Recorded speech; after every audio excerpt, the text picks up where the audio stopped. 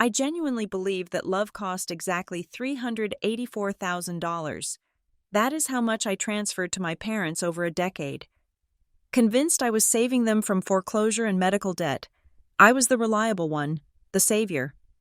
Right up until the night a pocket dial voicemail revealed the truth. They were not drowning in bills. They were clinking glasses and laughing about how easy it was to make me pay for a life they never actually lost. The blue light from my laptop screen was the only thing illuminating my living room. It was 8 in the evening on the first of the month, a time that had become a ritualistic ceremony of subtraction. I sat on my beige sofa, the one I had bought secondhand 4 years ago, and stared at the banking portal. The cursor hovered over the transfer button. The amount in the box was $2,400. It was not a loan. It was not a gift. It was simply what my parents called family support. I clicked confirm. The screen refreshed, displaying a green checkmark that was supposed to feel satisfying but only made my stomach tighten. My checking account balance dropped significantly, leaving just enough to cover my own rent, my student loan payment, and a grocery budget that relied heavily on pasta and generic brands. I was 32 years old. I was a senior project manager at a logistics firm. I made a salary that should have allowed me to buy a house, or at least a sofa that did not smell faintly of the previous owner's cat. Instead, I was the family anchor, the reliable one, the good daughter. I closed the laptop and exhaled, a long, shaky breath that rattled in the quiet of my apartment. I told myself what I always told myself. They need this. They are struggling. You are the only one who can keep the roof over their heads. My phone buzzed on the coffee table. It was a text from my mother. Did it go through? The bank is calling about the overdraft fees again. Love you, sweetie. I typed back. Just sent it. You should see it in the morning. You are an angel, she replied. We would be on the street without you. I stared at the words. On the street. That was the phrase that always locked the handcuffs tight around my wrists. It was the weaponized fragility that had defined the last decade of my life. I put the phone down and walked to the kitchen to boil water for tea, trying to ignore the gnawing sensation that I was being hollowed out. Dollar by dollar, it had not started like this. The erosion of my boundaries had been so slow, so geological in its pacing, that I had barely noticed the landscape changing until I was standing at the bottom of a canyon. I remembered the first time. I was 22, fresh out of college, working my first entry-level job. I was so proud of that first paycheck. I had called my dad to tell him I was taking them out to dinner. He had sounded quiet, heavy. He told me that was sweet, but the electric company was threatening to cut the power, and he was short $200. I sent the money immediately. I felt powerful. I felt like an adult. I was helping. Then it was the water bill a month later. Then a copay for my mother's blood pressure medication. Then the car insurance. By the time I was 25, the requests had morphed into a narrative. My father's back injury meant he could not work full shifts. My mother's job at the bakery cut her hours. The economy was bad. The house needed repairs. By 28, the requests stopped being questions and became a line item in their budget. They called it the family responsibility. I sat at my small kitchen table, dipping a tea bag into the mug. I looked around my apartment. It was clean, but it was sparse.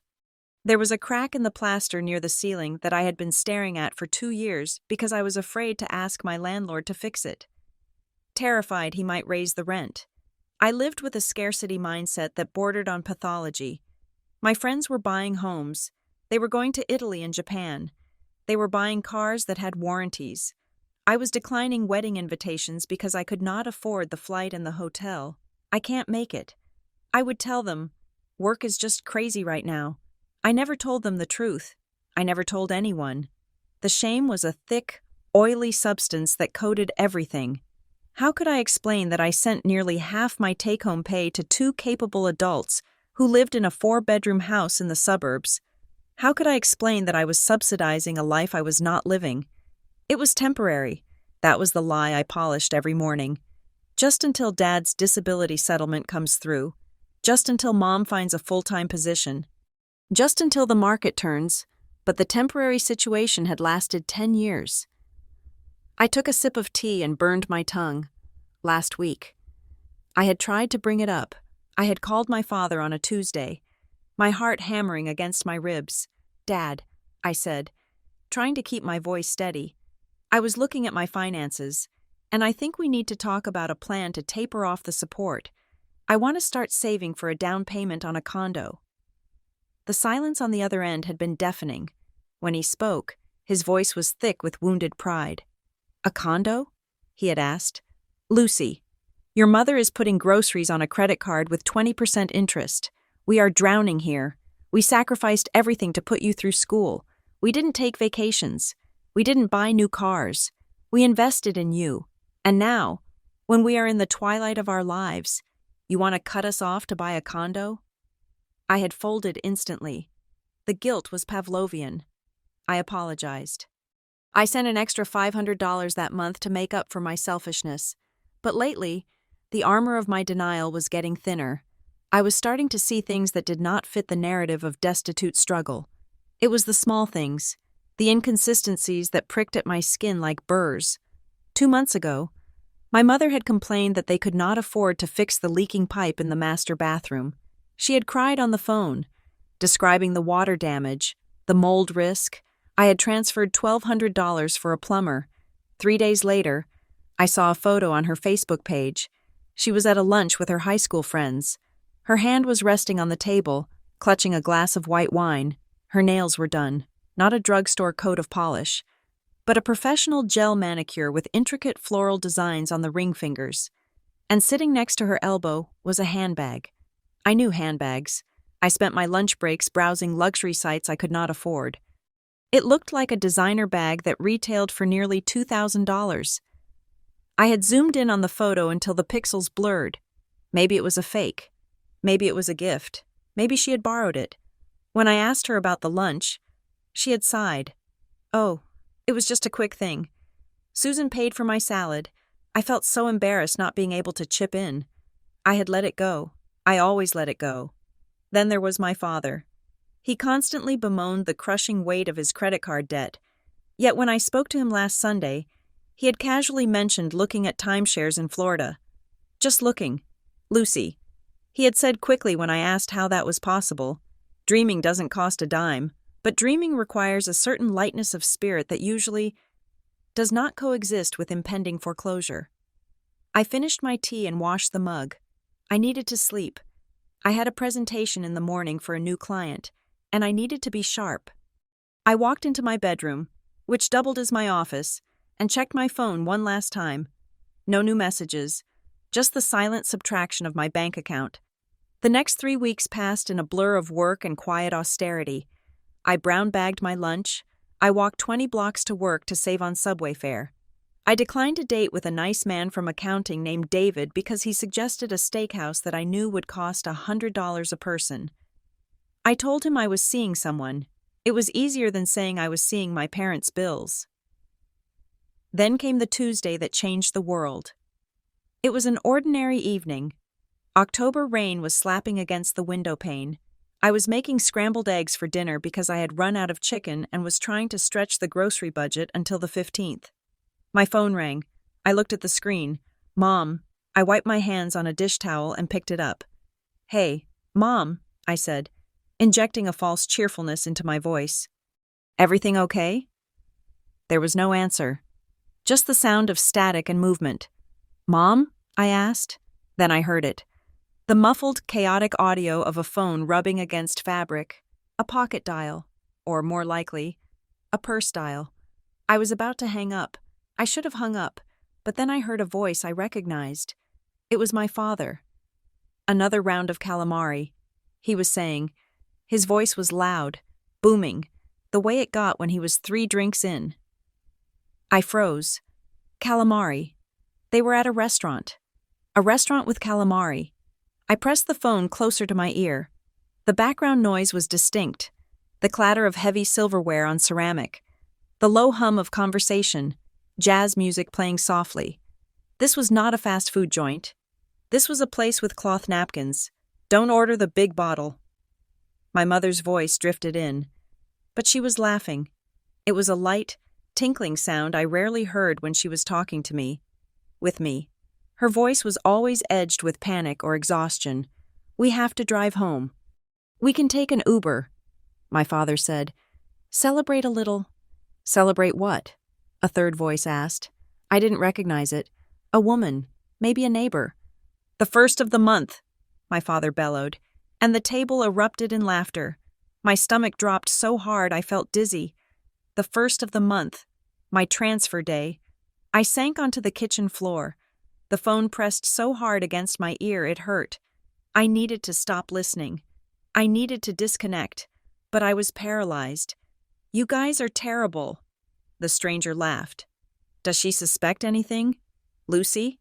My mother's voice was clearer now, like she had leaned back in her chair, closer to where the purse sat. "Oh, God, no. Lucy doesn't suspect a thing. She is too busy being the martyr." The air left my lungs. "She loves it." "Really?" my father added, his mouth sounding full. "She has this complex. She needs to save us. If we told her we were fine, she wouldn't know what to do with herself. We are doing her a favor, giving her a purpose." "A $3,000 a month purpose," my mother chimed in. "Hey, inflation." My father joked. "The cost of being a good daughter has gone up." They laughed again.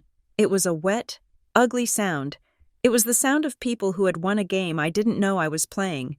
"But seriously," the stranger asked, her voice dropping a little, "you aren't worried she's going to ask to see the bills?" "Please," my mother scoffed. "Lucy is terrified of confrontation. I just have to sniffle a little. Talk about how hard your father is working. Mention the foreclosure notices from 5 years ago. And she opens the wallet. It's Pavlovian. Ding, ding, feed the dog, feed the dog. I lowered the phone from my ear. My hand was shaking so violently that the device rattled against the floorboards. I didn't hang up. I couldn't. I placed the phone on the tile in front of me, on speaker, and listened. I listened to them order a bottle of wine that cost $60. I listened to them discuss a trip to Cabo they were planning for November. "We will have to tell her it's a medical trip," my father mused. "Specialist in Mexico. Cheaper treatment. She'll buy it." My mother agreed. She always does. I listened for 10 minutes. I listened until the waiter came back to take their main course orders. Surf and turf, lobster bisque. Finally, the line went dead. My mother must have shifted her bag and hit the end call button. Silence rushed back into my apartment. But it felt different now. It was sharp, cold. I sat on the kitchen floor for a long time. The scrambled eggs in the pan on the stove had burned. The smell of scorched protein filling the air. But I didn't move to turn off the burner. I didn't cry. That was the strangest part. I expected to weep, to wail, to throw something. But the emotion that washed over me wasn't sorrow. It was humiliation. Hot, acidic humiliation. I had been their retirement plan, their vacation fund, their inside joke. They weren't struggling. They were thriving. And they were doing it by cannibalizing my future. "She needs to feel needed. Feed the dog." I stood up. My legs felt heavy, like they were filled with lead shot. I walked to the stove and turned off the burner. I scraped the burnt eggs into the trash. Then I walked into the living room and opened my laptop again. The screen woke up, showing the banking portal I had visited just an hour ago. The balance was still low. The transfer was still pending. I didn't cancel it. Not yet. Canceling it now would be emotional. It would be reactive. They would call. They would panic. They would spin a story about how the dinner was a treat from a friend. How I had misunderstood. They would gaslight me until I believed I was the crazy one. I needed to be sure. I needed to be undeniable. I closed the browser tab and opened a blank word processing document. My fingers hovered over the keys. I stared at the white cursor blinking against the darkness. I typed the title in bold. Capital letters. Family Support Timeline. I went to my digital filing cabinet. I had kept records, not because I suspected them, but because I was a project manager. I kept records of everything. Every transfer, every Venmo, every check. I started with the current year. October 1st, $2,400. Reason given. Mortgage and utilities. September 1st, $2,400. Reason given. Mortgage and utilities. August 15th, $600. Reason given. Dad's dental emergency. I scrolled back. July 1st, $2,400. June 10th, $1,000. Reason given. Car transmission repair. I worked backward. Month by month, year by year. My memory was sharpened by the anxiety of every transaction. December 2023, $3,000. Reason. Christmas gifts for the grandkids, cousins, because Dad was embarrassed he had nothing. November 2023, $2,400. The list grew long. It spilled onto a second page, then a third. As I typed, I started to see the pattern, the escalation. In 2018, the average monthly support was $800. In 2020, it jumped to $1,500. In 2023, it stabilized at the current non-negotiable amount. I opened my archived emails. I searched for keywords. Help. Emergency. Please. Scared. There were hundreds of emails. Lucy. I hate to ask, but the bank called. Lucy. Your father is in so much pain. Lucy. We just need a bridge until tax season. I cross-referenced the dates of the emails with the transfers. I added notes to my timeline. May 2019. Requested $500 for heater repair. Weather records show it was 70 degrees that week. February 2021. Requested $2,000 for emergency legal fees regarding a property dispute. No court records found in public search. I was working on instinct now. A cold. Forensic fury driving my hands. I went back to the very beginning. 10 years ago. The first transfer. $200. I highlighted the cells. I created a summation formula. I had always known it was a lot. I had estimated in my head that I had given them maybe $100,000 over the decade. A down payment on a house. A massive sacrifice. But one I could live with. The software crunched the numbers. The total appeared at the bottom of the column in bold black text. I stared at it. I blinked, sure I had made an error. I double-checked the rows. I checked the sums. There was no error. Total. $384,150. $384,000. I could have bought a house. I could have traveled the world. I could have a retirement fund. I could have a life. Instead, I had purchased their laughter in a restaurant. I sat back in my chair. The apartment was silent. The rain had stopped. I looked at the number. It wasn't just money. It was time. It was stress. It was the nights I woke up sweating, terrified I would lose my job and let them down. It was the years I spent feeling inadequate, feeling like I could never give enough to fill the hole in their lives. But there was no hole. It was a bucket with a false bottom. I saved the document. I named it evidence. I didn't call them. I didn't text them. I didn't scream. I closed the laptop, walked to the bathroom, and looked at myself in the mirror. My face was pale. My eyes were dark. I looked like a woman who had been drained. Okay, I whispered to my reflection. Okay. I wasn't the good daughter anymore. I wasn't the savior. I was the auditor, and I was going to get every single receipt. The morning after the voicemail. I did not go to the police. I did not scream at my parents. I went to work. I sat at my desk, surrounded by the hum of the open plan office, the smell of burnt coffee, and the clicking of keyboards, and I performed normality. I answered emails. I updated Gantt charts. I nodded at colleagues who asked about my weekend. But beneath the surface, my mind was operating with the cold, sterile precision of a hard drive reformatting itself. I drafted an email to my parents at 10 in the morning. I wrote it, deleted it, and wrote it again. I stripped away the adjectives. I removed the apologies. I excised the word sorry, which had been the punctuation mark of our relationship for a decade. Dear Mom and Dad, I typed, in light of recent financial reviews, I need to restructure how I handle my budget. Before we discuss next month's transfer, I need clarity on the current standing of the household debts. Please send me an itemized accounting of the bills the family support is covering, along with written confirmation of the total outstanding amounts. We also need to establish a timeline for when this support will conclude. I read it over. It sounded like a project manager speaking to a vendor who had missed a deadline. It was perfect. I hit send. The response was immediate, but not in the form of a reply email. My phone rang 7 minutes later. It was my mother. I let it go to voicemail. It rang again. My father. I sent it to voicemail. By noon, I had 5 missed calls and a text message that simply said, "Call us, now." I waited until 6 in the evening. I wanted the workday to be over.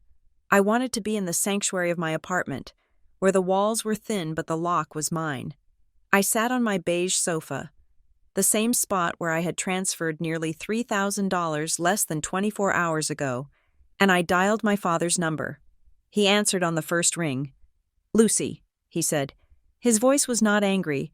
It was heavy, laden with a performative exhaustion that I recognized instantly. "Your mother has been crying all afternoon. She thinks you are mad at us." "What is this email?" I kept my back straight, my feet flat on the floor. "I am just asking for some organization." "Dad," I said, "I need to understand where the money is going so I can plan my own future." "Plan your future?" he repeated, the words rolling out slowly. "Lucy, we are family. We don't do itemized lists. We help each other.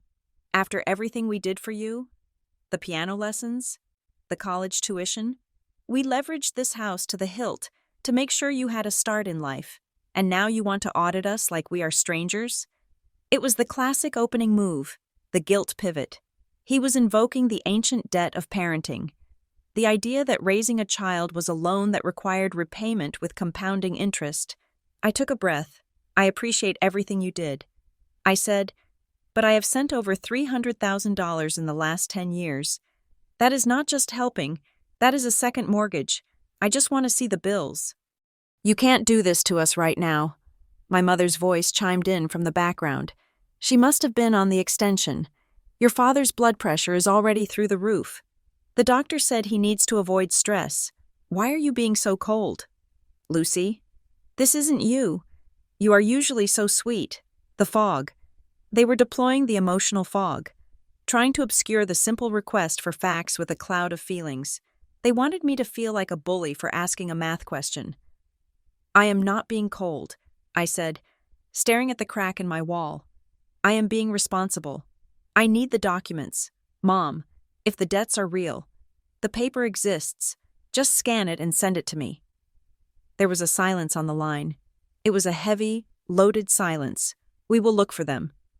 My father said, his voice clipped, "But I have to tell you, Lucy, I am disappointed. I thought we raised you to care about people, not just money." He hung up. I put the phone down.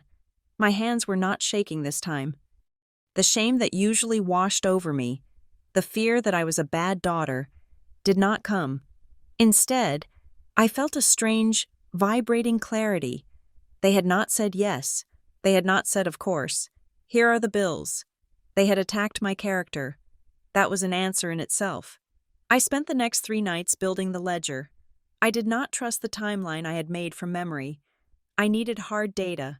I logged into my bank's archive, paying the fee to access statements dating back 7 years. For the 3 years prior to that, I had to dig through old boxes of paper records I had kept in the back of my closet, dusty binders from my early 20s when I was terrified of the IRS. I spread the papers out on my living room floor. It looked like a map of a disaster. I entered every single transaction into a spreadsheet. The final number I had calculated in my head had been accurate, but seeing it on the screen was visceral. $384,150. But as I typed, I began to see patterns I had missed when I was living inside the moments.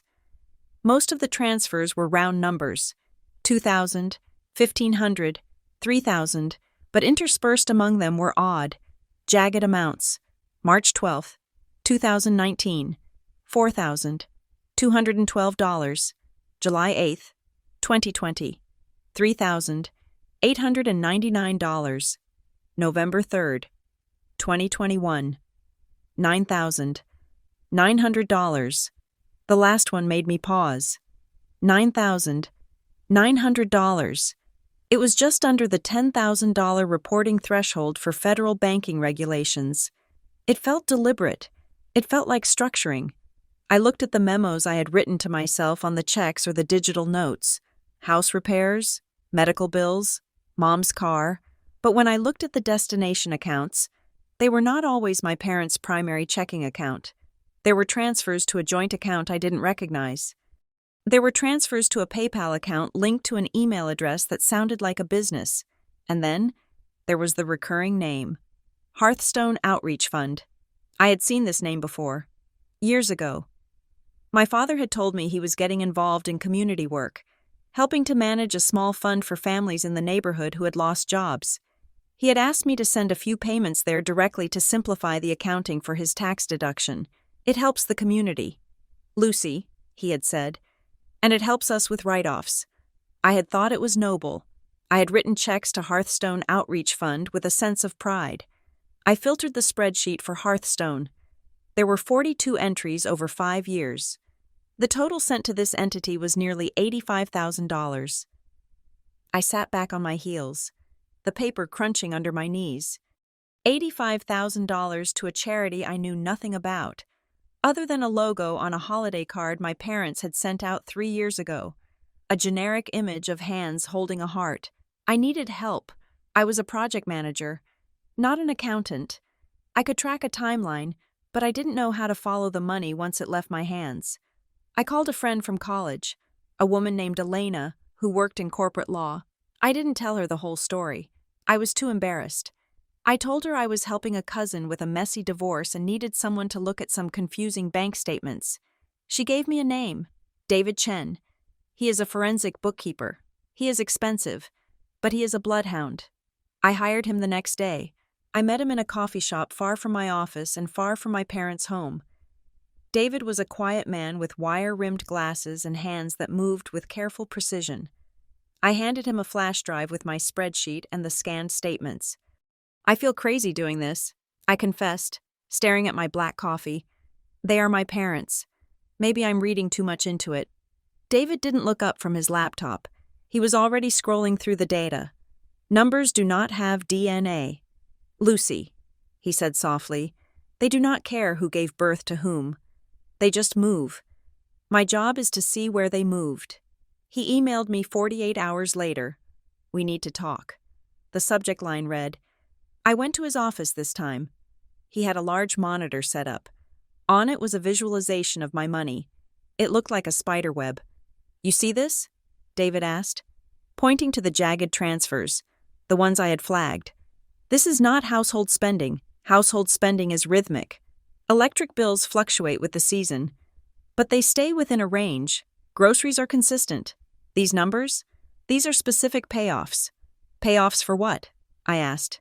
Debts, he said, or investments, or transfers to a third party. But the most interesting thing is this Hearthstone Outreach Fund. He clicked a window open. It was a screenshot of a Secretary of State corporate filing. It is a registered nonprofit.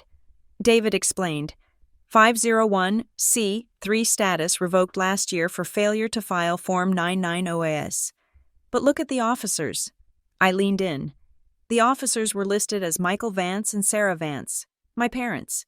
And look at the address. David said. I looked. It was an address in a town 40 minutes north of where my parents lived. 1402 Oak Street, Suite B. I ran a Street View check, David said. Clicking another tab. The image popped up. 1402. Oak Street was a strip mall containing a dry cleaner, a vape shop, and a place called mailboxes, etc. Suite B was a rental mailbox. My parents had created a nonprofit, routed $85,000 of my money into it, and the address was a metal box in a strip mall. Why? I asked, my voice sounding hollow in the quiet office. Why would they do that? To hide it. David said simply, if you put money into your personal account, it is visible to creditors. If you get sued, they can see it. If you apply for bankruptcy, they can take it. But if you move it into a nonprofit, it is shielded, or more likely, they are using the nonprofit to pay expenses they do not want anyone to trace. He looked at me with a mixture of pity and professional curiosity. Lucy, this is not a family struggling to buy groceries. This is a sophisticated shell game. I walked out of his office into the bright, blinding sunlight of the afternoon. I felt nauseous. The betrayal wasn't just the money anymore. It was the effort. They had filed paperwork. They had paid fees to the state. They had maintained a corporate veil, all to steal from their daughter. My phone buzzed. It was my mother. "Dinner on Friday?" she wrote. "Dad made his famous lasagna. We miss you. Let's just talk like a family. No phones, no lists, just us." I stared at the screen. A week ago. This text would have made me crumble. It would have made me feel guilty for the distance I had created. Now, it looked like a summons. "Okay," I typed back. "I will be there." I arrived at their house at 7 o'clock. The driveway was swept. The porch light was on. It looked like the home I had grown up in, the home I had paid to save a dozen times over. When I walked inside, the smell of garlic and oregano hit me. It was a sensory weapon. It smelled like safety. My mother rushed to me in the hallway. She was wearing a new blouse, something silk and blue that brought out her eyes. She hugged me tight. "Oh, look at you," she cooed, pulling back to inspect my face. "You look tired. Honey, are you working too hard? You need to take care of yourself." The sandwich method. Compliment, concern. Then would come the request. My father was in the kitchen, opening a bottle of red wine. He smiled when he saw me, a broad, warm smile that did not quite reach his eyes. "There she is," he boomed. "The prodigal daughter returns." He poured me a glass of wine and handed it to me. I took it, but I did not drink. We sat at the dining room table. The lasagna was in the center, bubbling and golden. My mother served me a massive portion. "Eat," she said. "You are too thin." For 20 minutes, they talked about everything except money. They talked about the neighbors. They talked about the weather. They talked about my cousin's wedding. They were charming. They were funny. They were the parents I had always wanted them to be. Relaxed, happy, proud. It was a performance. I could see the seams now. I saw my father check his watch when he thought I wasn't looking. I saw my mother's eyes dart to my purse, gauging its distance. They were buttering me up. They were preparing the ground. Finally, as the plates were cleared, my father leaned back in his chair. He swirled his wine. "So," he said, his voice dropping an octave into his serious but caring register. "About this email you sent, I know you are stressed. Lucy, we worry about you. You get so fixated on details sometimes. It is not healthy. We just want you to be happy," my mother added, reaching across the table to touch my hand. Her hand was warm, her nails perfectly manicured. "We don't want money to come between us. We are family. Money is just paper. Relationships are what matter." I looked at her hand on mine. I looked at the diamond ring on her finger. It was a reset stone, larger than the one she had when I was a child. She had told me years ago she had inherited it. I wondered now if I had bought that, too. I pulled my hand away gently. "I agree," I said. "Relationships matter. Truth matters." I reached into my bag and pulled out a single sheet of paper. It wasn't the full spreadsheet. It was just the summary of the Hearthstone Outreach Fund. I placed it on the table between the lasagna dish and the wine bottle. "I have a question," I said. My voice was calm. It was the voice of the person who had written the email. "If this money is for family support, for the house, for food, for medicine, why does it move through a nonprofit corporation registered to a mailbox in Oak Street?" The air in the room vanished. My father froze. His wine glass stopped halfway to his mouth. For half a second, a microsecond. Really? His face collapsed. It wasn't anger. It was panic. It was the sheer, naked terror of a man who realizes the lock on his closet has been picked. His eyes widened. His jaw went slack. And he looked at my mother.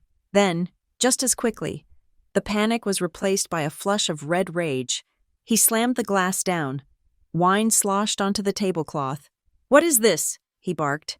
"You are spying on us? You are stalking your own parents? Lucy, my mother gasped, pressing a hand to her chest. How could you? That fund was it was for good works. Your father was trying to build a legacy. By routing my money into a fake charity? I asked. I did not raise my voice. The calmer I stayed, the louder their reaction seemed. I saw the filings. Dad, I know about the mailbox. I know the 501c3 status was revoked. Where did the money go? You ungrateful little... My father stood up. His chair scraped violently against the floor. We feed you. We love you. And you come into our house and interrogate us? Get out. Michael, calm down, my mother pleaded. But her eyes were cold, fixed on me. Lucy, you are misunderstanding everything. You are twisting things. You are sick. You need help. Get out, my father roared. He pointed a finger at the door. If you want to treat us like criminals, you can leave. Do not come back until you are ready to apologize. I stood up. I didn't touch my wine. I didn't look back at the lasagna. I will leave, I said, but I am not apologizing. And the payments stopped today. I walked out of the house. I heard my mother shouting my name as I reached the driveway. Something about duty and heartless. But I got into my car and locked the doors. I drove 2 blocks and pulled over. I turned off the engine and sat in the dark, watching the red taillights of passing cars. My hands were shaking now, but not from fear. I was shaking from the adrenaline of the revelation, the look on my father's face, that flash of panic. It told me everything I needed to know. The laughter in the voicemail, the jokes about feeding the dog and keeping me paying. It wasn't just casual cruelty. It wasn't just that they were mean. It was hubris. They had laughed because they felt safe. They had laughed because they believed I was too stupid, too loving, and too desperate for their approval to ever look at the paperwork. They had built an entire economy on my blindness, and now that I had opened my eyes, they were terrified. I looked at the house in the rearview mirror, glowing warm and yellow in the distance. It looked like a home, but I knew now it was just a set, and the actors inside had forgotten their lines. I put the car in drive. I had a lot of work to do, and for the first time in 10 years, the work was for me. The silence in my apartment after the dinner was different from the silence before. Before, it had been the quiet of a waiting room, a space filled with anxiety and unanswered questions. Now, it was the silence of a bunker. I locked the deadbolt. I checked the window latches. It was a physical manifestation of what was happening inside my head. I was closing the perimeter. I sat at my kitchen table, the laptop screen glowing like a campfire in the dark. I had left my parents' house without shouting, but my hands were still vibrating with a low-frequency tremor. It was the shock of seeing my father's face crumble. That split second of panic had been a confession more damning than any verbal admission. I logged into the credit monitoring service I had ignored for years. I had always assumed my credit was fine. I paid my bills. I had a high score, but I had never looked at the detailed report, the deep dive history that showed who was looking at me. I scrolled past the green numbers, past the student loans, past my own credit card. Then I stopped. My stomach did a slow, sickening roll. There was a hard inquiry dated 4 months ago. The creditor was listed as Apex Auto Finance. The location of the dealer was Kingsport. I had not been to Kingsport in 6 years. It was a resort town 3 hours north, the place where my parents rented a cabin every Labor Day. I clicked on the details. The inquiry was for a secured auto loan. It had been denied, likely because my debt-to-income ratio was skewed by the massive transfers I made every month. But the attempt was there. Someone had walked into a dealership in Kingsport, used my social security number, and tried to buy a car in my name. I didn't need a detective to tell me who it was. I immediately initiated a credit freeze. I locked down Equifax, Experian, and TransUnion. I set up fraud alerts. I created a PIN that was a random string of numbers I wrote down in a physical notebook, safe from digital prying. It felt aggressive, almost violent, to lock my own parents out of my financial identity. But as I clicked, confirm, I realized I wasn't locking them out. I was locking myself in. The next morning, I met David, the forensic bookkeeper, at his office. The room was sterile, smelling of toner and stale coffee. He had my spreadsheet up on the big screen again, but now he had added layers. "You were right to be suspicious of the non-profit," David said, leaning back in his chair. He didn't use small talk anymore. He knew I was past that. But the non-profit is just the intake valve. It is where the money goes to get clean. The problem is where it goes after that. He pointed to a cluster of transactions. "We are seeing a pattern called layering." He explained, "Money goes from you to the Hearthstone Outreach Fund. Then, within 24 hours, Hearthstone writes a check to cash, or they make a withdrawal at an ATM. But look at the locations." I squinted at the map he had generated. The ATM withdrawals weren't at grocery stores or gas stations.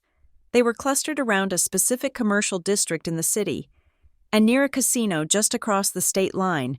$300 here, $500 there, David said, always under the radar. But it adds up. In the last 18 months, they withdrew over $40,000 in cash from the fund. Once it is cash, it is a ghost. We can't track it. He clicked to another tab. However, he continued, they got sloppy with the debit card. They used the Hearthstone business account to pay a few vendors directly. I cross-referenced the merchant codes. He highlighted 3 names in red: Prestige Lifestyle Consulting, Vantage Travel Partners, Lux Automotive Services. I looked them up. David said, "Prestige Consulting is a shell. It is registered to a residential address that belongs to a man named Arthur Miller. Do you know him?" The name hit me like a physical blow. Arthur Miller? Uncle Artie? He wasn't really my uncle. He was my father's best friend from college. The one who always drove a leased BMW and told stories about his investments that never seemed to pay off. "He is my dad's friend," I whispered. David nodded. "Well, your dad's friend has received $12,000 of your money in consulting fees. Vantage Travel is a luxury booking agency, and Lux Automotive? That is a high-end detail and modification shop." He turned to me. "Lucy, this isn't keeping the lights on. This is lifestyle funding. They are shuffling the money through the nonprofit to make it look like business expenses, then funneling it to their friends and their hobbies. It is not technically money laundering in the criminal cartel sense, but in the civil sense, it is fraud. They are soliciting funds from you under false pretenses and diverting them for personal enrichment." I stared at the red names: Uncle Artie, a detail shop, a travel agent, while I was eating instant ramen and gluing the sole of my work shoe back together. My father was paying his friend consulting fees to do nothing. "What do I do?" I asked. David took off his glasses and rubbed the bridge of his nose. "You stop paying," he said, "and you get a lawyer. Because when you turn off the tap, people who are used to free water do not just get thirsty. They get angry." He was right. The retaliation didn't start with my parents. It started with the perimeter. 2 days later, my cousin Jessica called me. We used to be close, but we had drifted apart as I worked more and she started a family. "Hey," she said, her voice bright but tight. "I was just talking to Aunt Linda. Your mom." "Oh," I said, bracing myself. "How is she?" "She is upset," Jessica said.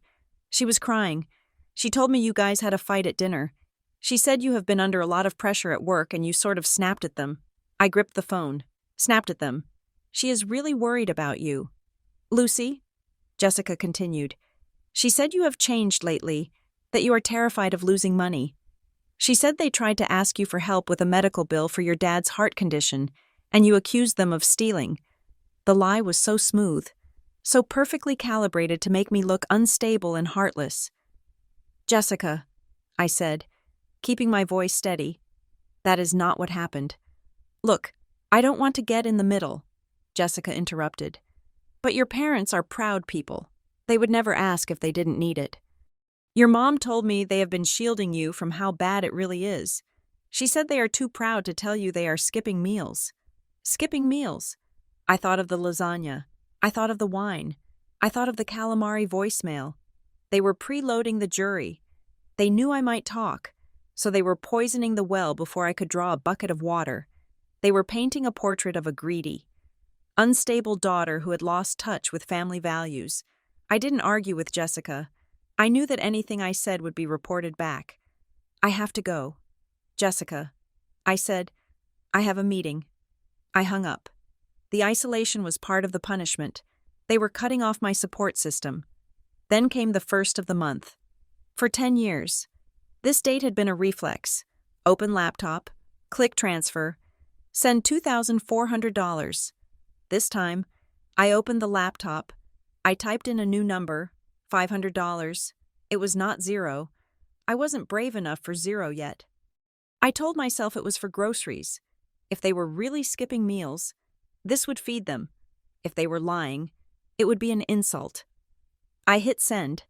The reaction time was less than an hour. My phone rang. It was my father. I watched it ring until the screen went black. Then a voicemail notification appeared. I sat on my bed and pressed play. Lucy. My father's voice was low, devoid of the warmth he usually faked. I saw the transfer. Is this a joke? $500 doesn't even cover the interest on the bridge loan we took out for your tuition years ago. There was a pause. I heard him breathing heavily. We had an agreement, he said, the word hard and sharp. You signed the paperwork. Lucy, we have the family support understanding on file. If you are going to violate the terms of our agreement and put us in financial jeopardy, I will have no choice but to take formal action. Do not force me to do this. Fix the transfer by 5 o'clock. I replayed the message. The family support understanding. The agreement you signed. I had never signed an agreement. I had never seen a document with that title. I had written checks. I had sent transfers. But I had never signed a contract. I texted him back. I do not recall signing any agreement. Please send me a copy immediately. 10 minutes later, an email arrived. Attached was a PDF. Price _ family _ support _ understanding _ executed.pdf. I opened it. It was 3 pages long, scanned in high resolution. The date at the top was 4 years ago. I read the text. It was a dense, pseudo-legal document. It stated that I, Lucy Price, acknowledged a cumulative family debt incurred during my upbringing and education, and that I agreed to pay a monthly stipend indexed to my income to the Hearthstone Outreach Fund or other designated accounts. I scrolled to the bottom. There, on the signature line, was my name, Lucy Price. I stared at it. The ink was blue. The loops were sweeping. It looked like my signature. It looked remarkably like my signature, but it wasn't. I knew it instantly, in the way you know the shape of your own hand. I have a tic when I sign my name. I lift the pen slightly between the U and the C. There is always a microscopic break in the line. This signature was continuous. It flowed without a break. And the P in Price, I cross my P from left to right. This one was crossed right to left, the ink pooling slightly at the start of the stroke. Someone had practiced my signature. Someone had sat down with my old birthday cards or my checks and learned how to be me. My nausea returned, violent and sharp. This wasn't just theft. It was identity capture. Then I saw the clause on page 2. Clause 4. Future asset liquidation. The payer, Lucy Price, agrees that upon the sale of any future primary residence or real property acquired in her name, 20% of the net proceeds shall be remitted to the payees, Michael and Sarah Vance, as reimbursement for early life support and maintenance. I gasped. The sound was involuntary. They had not just wanted my monthly income, they had laid a claim on a house I didn't even own yet. They had written a future for me where I sold a home I had sacrificed everything to save for, and gave them 1/5 of the equity. They were farming me. I was livestock. I saved the document. I forwarded it to David. I forwarded it to my personal email. Then I grabbed my coat. I needed to go to the source. The transfers had mostly originated from my account at Redwood Community Bank. It was a regional bank, the kind where the tellers gave dogs treats. My parents banked there too. I walked into the branch at 2 in the afternoon. It was quiet. I asked to speak to a manager. A man in a gray suit came out. His name tag said, Mr. Henderson. He had a kind, weary face. Miss Price, he said. shaking my hand. "How can I help you?" I sat in the chair opposite his desk. I pulled out my phone and showed him the transfer history. "Mr. Henderson," I said, "I have some concerns about transfers made from my account to the Hearthstone Outreach Fund. I am reviewing my records, and I want to know if there is any documentation on file authorizing these specific amounts, or if they were initiated via standing order." "Mr. Henderson tapped on his keyboard. He looked at the screen, then he looked at me. "Hearthstone," he said. The word seemed to taste bad in his mouth. He looked around the empty lobby, then lowered his voice. "Ms. Price. I cannot discuss the details of the recipient account due to privacy laws," he said. "However, I can tell you that we have had internal flags regarding transfers between family members in this specific network." He paused. He was trying to tell me something without getting fired. "Your parents," he said, choosing his words with agonizing care. "They are well known here. We have had to decline several requests from them to access your account directly. They came in last year with a power of attorney document that our legal department rejected as insufficient." My blood ran cold. They had tried to take over my account. "Insufficient?" I asked. "It appeared to be irregular." "Mr. Henderson said, his eyes locked onto mine. "Ms. Price, if I were you, I would suggest adding a verbal password to your account, and perhaps reviewing any other joint assets. Sometimes patterns repeat." He stood up. The meeting was over. He had said as much as he could. "Be careful," he said as I turned to leave. "Paperwork can be very persuasive until you look at the pixels." I walked home in a daze. They had tried to use a fake power of attorney. They had tried to become me. I reached my apartment building at 6 o'clock. The sun was setting, casting long, bruised shadows across the brick. I saw the car before I saw them. My father's sedan was parked in the loading zone, hazard lights blinking. They were standing by the front door of my building. My mother was wearing a long coat, clutching a tissue. My father was pacing, his phone to his ear. They saw me. "Lucy!" my mother cried out. It was a theatrical wail. "Oh, thank God!" She rushed toward me. I stopped on the sidewalk, 10 feet away. I put my hand up. "Stop," I said. "Lucy, please." She sobbed, ignoring my hand. She tried to close the gap. "We need to talk. We are scared. Why are you doing this?" I took a step back. I did not let them into my personal space. "I am not doing anything." I said, "I asked for receipts. You sent me a forgery." My father hung up his phone and marched over. He looked furious, his face a mottled red. "A forgery?" he spat. "How dare you? That is your signature. You signed it the summer after you graduated. You don't remember because you were too busy partying with your friends while we were refinancing the house to pay for it." He was loud. People walking their dogs looked over. He was using shame as a bludgeon, trying to embarrass me into submission. "Let us in," he demanded. "We are not doing this on the street. We are going up to your apartment and we are going to settle this." "No," I said. My voice was quiet, but it was hard as granite. "You are not coming in. This is my home. You are not welcome here." My mother stopped crying instantly. Her face went slack with shock.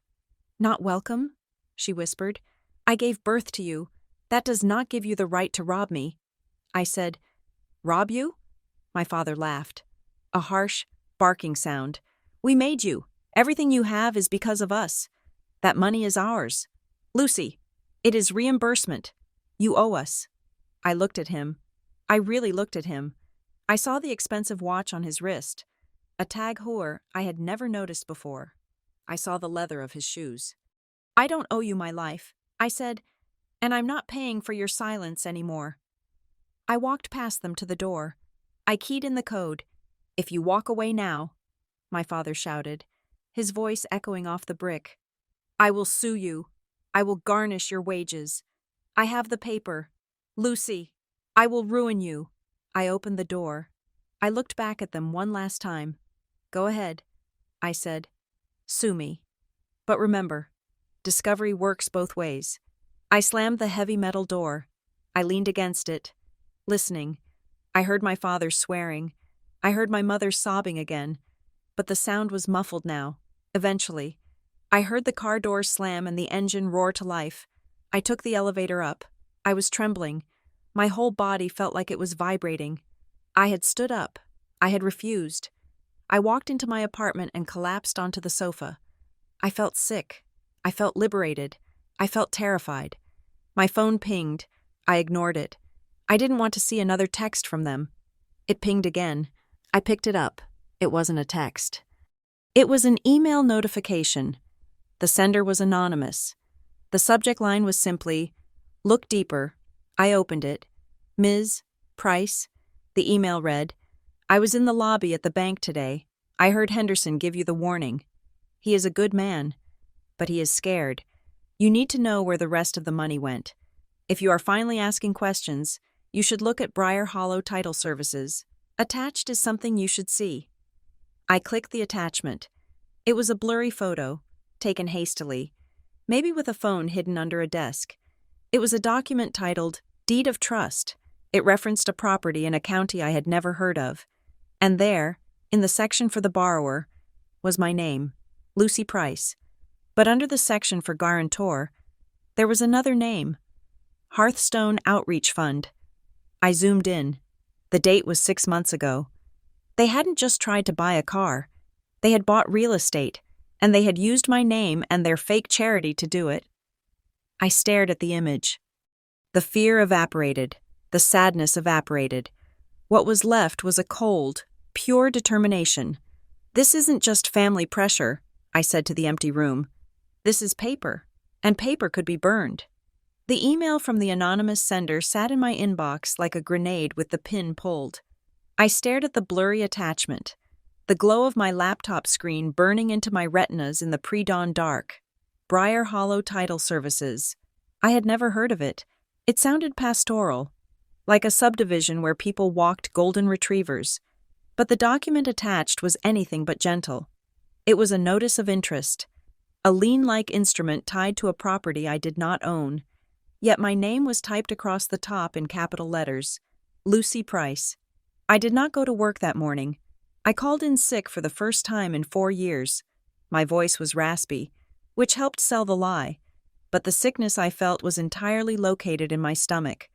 I spent the morning investigating Briar Hollow Title Services. It was not a gleaming corporate entity. It was a small, independent title agency in a rural county 2 hours west, the kind of place that handled land disputes between farmers and quiet transfers of family estates. I searched the county clerk's public records online. It cost me $20 to access the database, a fee that felt trivial compared to the fortune I had already lost. I found the filing. It was a deed of trust securing a private loan of $60,000. The borrowers were listed as Michael and Sarah Vance. The collateral was their home, but there was a secondary guarantor listed, a co-signer whose income and credit history had been used to bolster the application, Lucy Price. But it was the date that stopped my heart. The document had been filed 7 months ago. 7 months ago. I was sitting at my desk eating a salad, worrying about whether I could afford to upgrade my phone. At that exact moment, my parents were in a title office 2 hours away, forging my signature to borrow $60,000 against a house they had already leveraged to the hilt. They hadn't just taken my cash. They were liquidating my future creditworthiness. I needed professional armor. I could not do this with spreadsheets and righteous indignation anymore. I needed a shark. I found the firm of Marston and Keel LLP through a recommendation from David, my forensic bookkeeper. He told me they specialized in elder financial abuse, but usually from the perspective of protecting the parents. They know the playbook. David had said, they know how families steal. I got an appointment at 2 o'clock.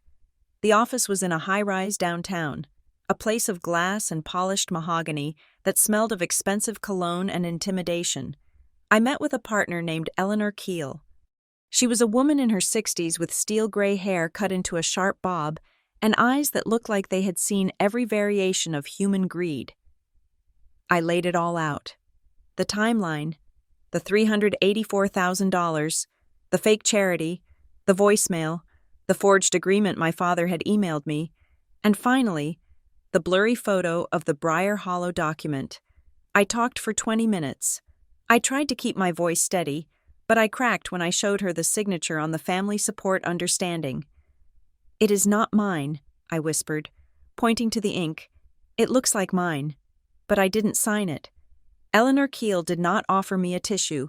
She did not pat my hand. She put on a pair of reading glasses and examined the documents with a jeweler's loupe. She spent a long time looking at the signatures, then at the title recording. Finally, she took off her glasses and looked at me. "Ms. Price," she said. Her voice was dry, devoid of the pity I was used to getting from friends. "You are treating this like a family dispute. You are looking for an apology. You want them to admit they hurt you." She tapped a manicured fingernail on the glossy conference table. "This is not family pressure," she said. "This is paper. This is a sequence of executed financial instruments. This is fraud, forgery, and identity theft involving interstate wire transfers. You are living inside a story your parents wrote, but the genre isn't drama. It is criminal enterprise." The words hit me hard. This is paper. It was the most validating thing anyone had said to me. It stripped away the guilt. Paper didn't care if my mother had carried me for 9 months. Paper didn't care if my father had taught me to ride a bike. Paper only cared about who signed the line and where the money went. "What do we do?" I asked. "We stop asking," Eleanor said. "We start demanding." By 5 o'clock that afternoon, Marston and Keel had issued formal preservation letters. They went to Redwood Community Bank. They went to the Hearthstone Outreach Fund's registered agent, the mailbox store. They went to Briar Hollow Title Services, and they went to my parents. The letter was brutal in its courtesy.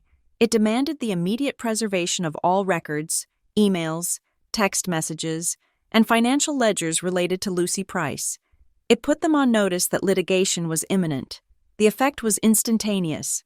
The bank, which had stonewalled me for days with privacy policies, suddenly had a dedicated legal compliance officer calling Eleanor, the title company, terrified of liability, faxed over the complete file within the hour, and the silence from my parents was deafening, but the noise came from everywhere else.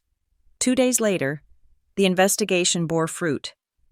We received the transaction details from the Hearthstone Outreach Fund's bank account, which had been subpoenaed as part of the preliminary discovery process. I sat in Eleanor's office again, looking at the breakdown. My money had not gone to community outreach. It had not gone to keeping the lights on. There were 2 primary vendors that appeared over and over again. The first was Prestige Lifestyle Consulting. I had seen the name before with David, but now we had the invoices. They were for strategic advising. The rate was $2,000 a month. The signatory for Prestige was Arthur Miller, my father's drinking buddy, Uncle Artie. I stared at the invoice. Strategic advising. My father was paying his friend a salary with my money to sit around and likely discuss how clever they were. The second vendor was Vantage Travel Partners. The payments were irregular but massive. $4,000 in February, $6,000 in August. Eleanor handed me a printout from the travel agency's ledger, which they had surrendered without a fight. February, Villa Rental, Cabo San Lucas. Occupants, Michael and Sarah Vance. August, Luxury Suite, The Breakers, Palm Beach. Occupants, Michael and Sarah Vance. I felt the blood drain from my face.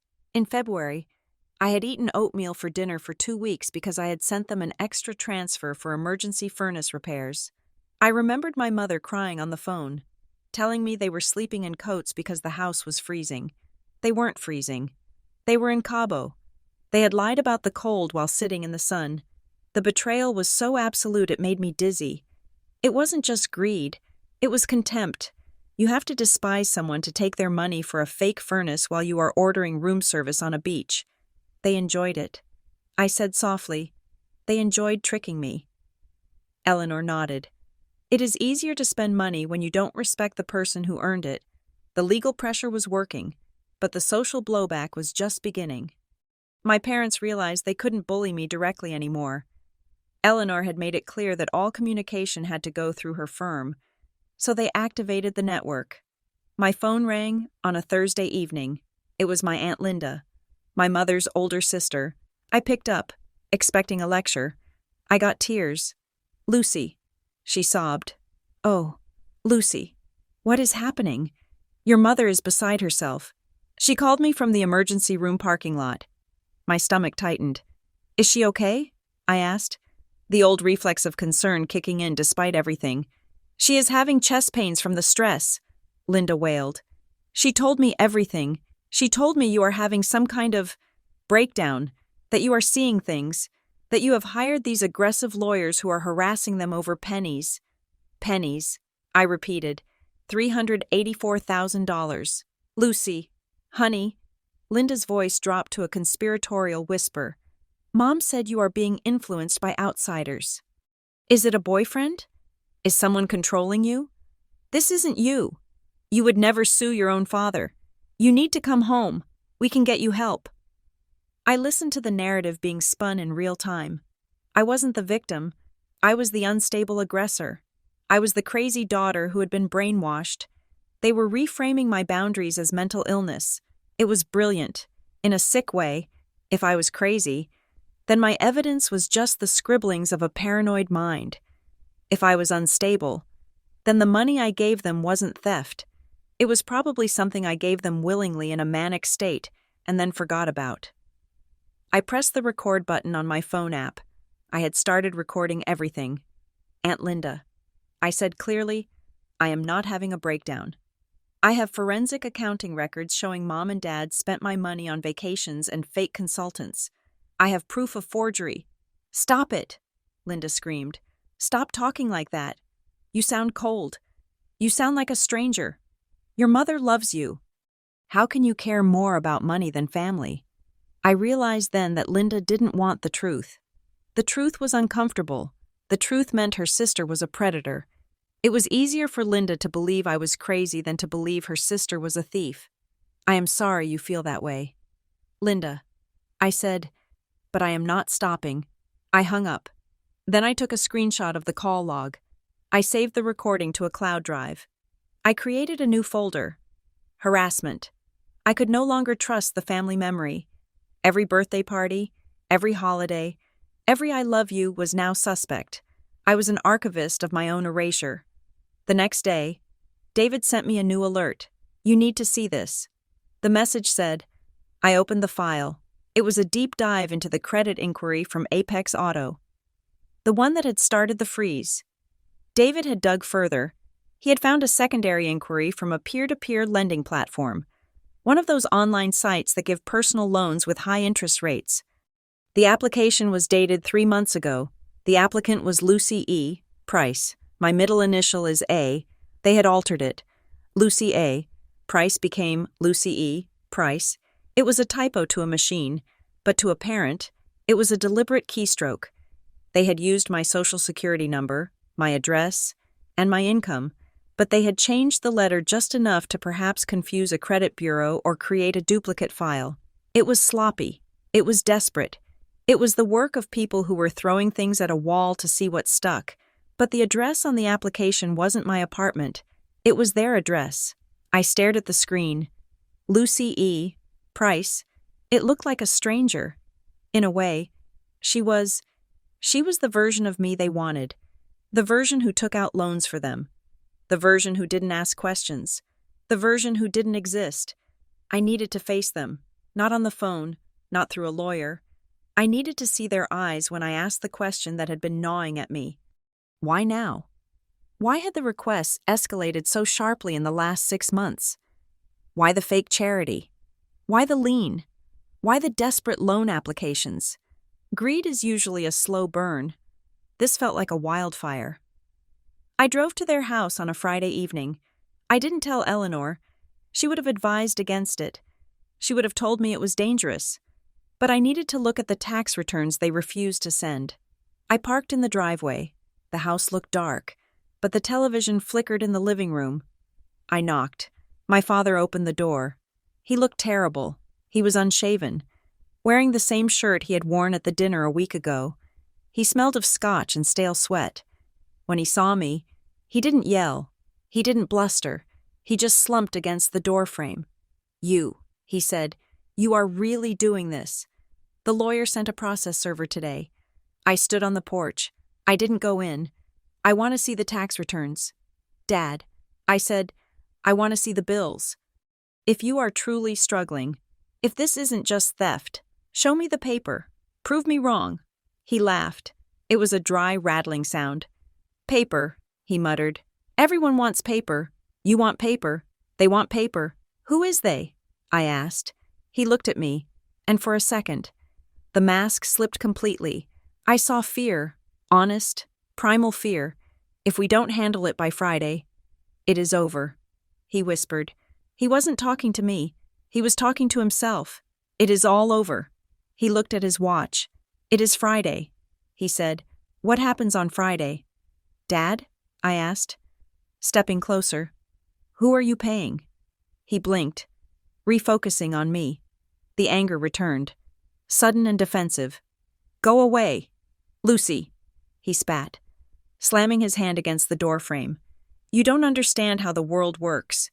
You think you can just save money and be safe? You are naive. We were trying to build something. We were trying to win." "Win what?" I asked. "Everything," he shouted. "And now you have ruined it. You froze the accounts. You stopped the transfers. You killed us. Lucy, you killed us." He slammed the door in my face. I stood there for a moment, listening to the heavy thud of the deadbolt. "If we don't handle it by Friday." I drove back to the city, my mind racing. Who was the deadline for? The bank? The bookie? I called David. It was late, almost 10 o'clock. "David," I said, "I need you to run a civil court search, not just for liens. Look for judgments. Look for lawsuits. Look for anything involving my father and a business dispute." "I already did." David said, "I was about to email you." "Tell me." I said, "I found it in a neighboring county."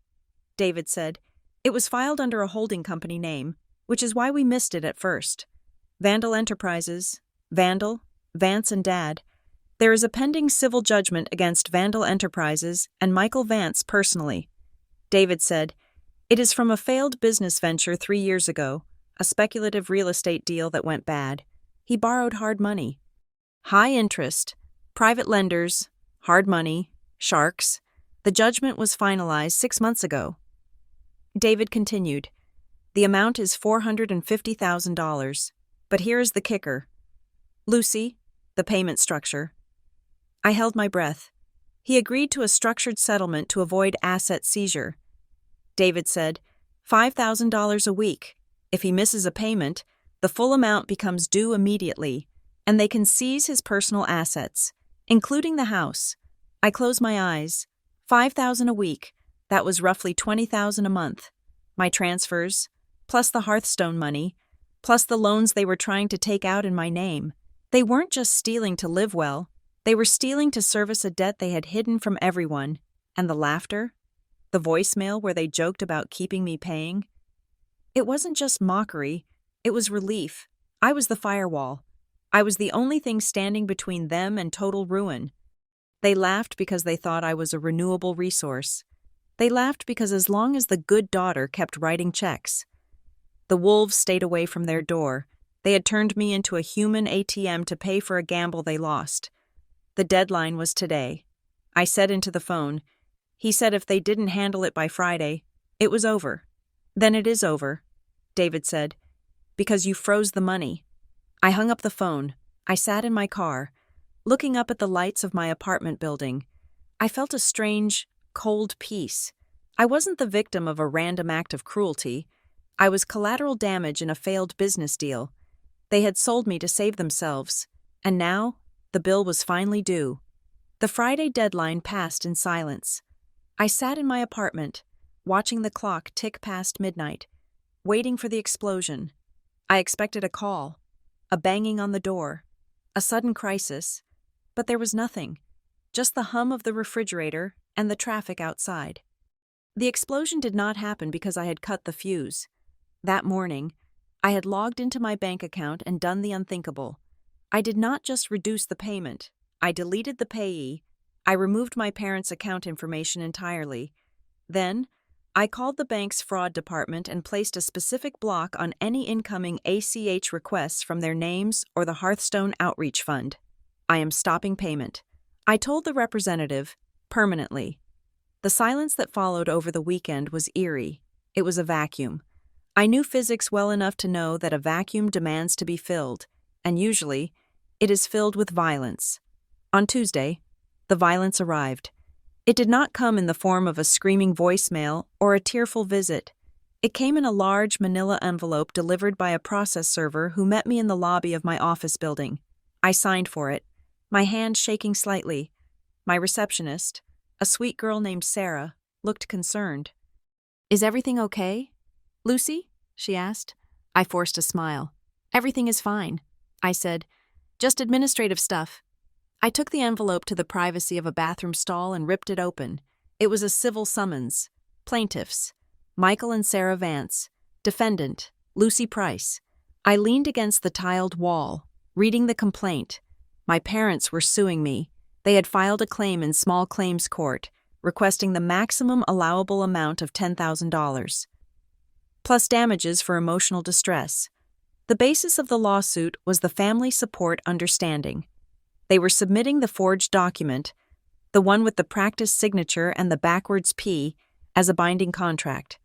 The complaint argued that I had breached the covenant of familial care and that my sudden cessation of payments had caused them irreparable financial harm and mental anguish. They were betting on my shame. They assumed that Lucy Price, the quiet project manager who hated conflict, would be so mortified by the prospect of a public lawsuit that I would settle. They thought I would write a check to make the problem go away. They were working off an old blueprint. They were suing the daughter who existed 6 months ago. I walked back to my desk, scanned the document, and emailed it to Eleanor Keel. They pulled the trigger. I wrote. Eleanor called me 10 minutes later. Her voice was not alarmed. It was clinical. "Good," she said. "They have entered the document into the public record. Now it is evidence. What do we do?" I asked. "Do we answer the complaint?" "We do more than answer," Eleanor said. "We escalate. They want to play in the legal system? Let us introduce them to the rest of it." That afternoon, I left work early. I did not go home. I went to the police precinct nearest to my parents' house. Walking into the station felt like walking underwater. The air was thick with the smell of floor wax and stale coffee. I approached the desk sergeant, a large man with tired eyes. "I need to report a crime," I said. He pulled a form toward him. "Stolen bike? Car break-in?" "Identity theft," I said, "and forgery." I sat with the detective for an hour. I laid out the spreadsheet. I showed him the Briar Hollow lien. I showed him the credit inquiries. And finally, I produced the family support understanding. "This is not my signature," I said, pointing to the line. "My parents created this document to defraud me of $384,000 over 10 years, and now they are using it to sue me." The detective, a man named Miller who reminded me vaguely of my father's friend Artie, had been listening with half-lidded boredom, but when I mentioned the amount, his eyes snapped open. $384,000? he asked. "Yes," I said, "and they are currently attempting to secure loans against my future earnings." He took the file. "This isn't a civil dispute anymore," he said. "This is grand larceny and fraud." He gave me a case number. It was a long string of digits, but it felt heavier than gold. I wasn't just Lucy the daughter anymore. I was the complaining witness. We filed the police report with the credit bureaus the next day. We sent copies to the small claims court, along with a motion to dismiss based on fraud. We sent a copy to Redwood Community Bank. The conflict moved out of the realm of family drama and into the cold, hard machinery of the state. Then came discovery. Because my parents had filed a suit, my attorney was entitled to ask for records to build our defense. Eleanor was ruthless. She subpoenaed everything. We got the loan applications they had submitted to 3 different banks over the last 5 years. I sat in Eleanor's conference room, reading the files. On an application for a home equity line of credit from 2 years ago, my father had listed his household income as $150,000. He had broken down the sources of income. Pension, $20,000. Consulting, $10,000. Rental income, 120,000. I looked at Eleanor. They don't have a rental property. I said, You are the rental property. Lucy. Eleanor said gently. She pointed to the appendix. There, attached to the application, were 12 months of my bank transfers. They had presented my financial support as a guaranteed revenue stream. Like rent from a tenant, they had securitized my love. I wasn't a helper. I wasn't a savior. I was a prop. I was a structural beam in a house of cards. But the real blow came a week later. Eleanor's team had obtained a data extraction from my father's cloud backup, which had been linked to the email account used to send the forged contract. It contained text messages, thousands of them. I didn't want to read them. I wanted to burn them. But I had to know. I scrolled past the messages to the contractor, the messages to the golf club. I found a group chat named The Inner Circle. The participants were my father, my mother, and Uncle Artie. April 4th. Dad. Lucy just sent the transfer. Right on time. Artie. Good girl. Does she know it is going to the boat payments? Mom. She thinks it is for Dad's physical therapy. LOL. I felt a cold sweat break out on my neck. LOL. She had laughed out loud at my concern for my father's health. I scrolled down. December 10th. Dad. I need to bump her up next month. The interest rate on the hard money loan is killing us. Mom. Tell her I'm worried about Christmas. Guilt is the best currency. Dad. She is getting smarter, though. She asked about the heating bill. Mom. Don't worry. She will pay forever if we keep her feeling guilty. She needs to be the hero. She will pay forever if we keep her feeling guilty. I stared at the sentence. It wasn't just a casual remark. It was a strategy. It was a mission statement. They had analyzed my psychology, identified my weakness, my desire to be a good person, and they had weaponized it. I closed the laptop. I walked to the window of the law firm and looked out at the city. I felt hollowed out. The last tiny ember of hope. The hope that maybe, just maybe, they were delusional rather than malicious, was extinguished. They knew exactly what they were doing. They were not confused elderly parents. They were grifters, and I was the mark. The legal pressure began to squeeze them. The police detective had paid them a visit. The bank had frozen their accounts pending the fraud investigation. My mother tried the nuclear option. I received a text from Aunt Linda at 6 a.m. on a Wednesday. Emergency, it read. Mom collapsed. Heart failure. At Mercy General. Doctors say it is critical. She is asking for you. My heart hammered against my ribs. The programming was deep. Mom is sick. Go to Mom. I grabbed my keys. I was halfway to the door when I stopped. She will pay forever if we keep her feeling guilty. I put my keys down. I called the hospital switchboard. I did not ask for my mother's room. I asked for the nursing station on the cardiac floor. I am a relative of Sarah Vance, I said, keeping my voice professional. I need to verify her admission status before I travel. The nurse paused. One moment, she came back on the line. Mrs. Vance is here, she said. She was admitted for observation due to elevated blood pressure and anxiety. She is stable. She is currently watching television. Heart failure? I asked. No, the nurse said. There is no indication of heart failure. Her enzymes are normal. We are discharging her this afternoon. I thanked her and hung up. It was a lie wrapped in a half-truth. She had high blood pressure, probably because the walls were closing in. But she had spun it into a deathbed scene to drag me back into the room. If I had gone, what would have happened? Tears, oxygen masks, a plea to drop the lawsuit for the sake of her health, a promise that the stress was killing her. I sat on my sofa and felt a strange sensation. It wasn't sadness. It wasn't fear.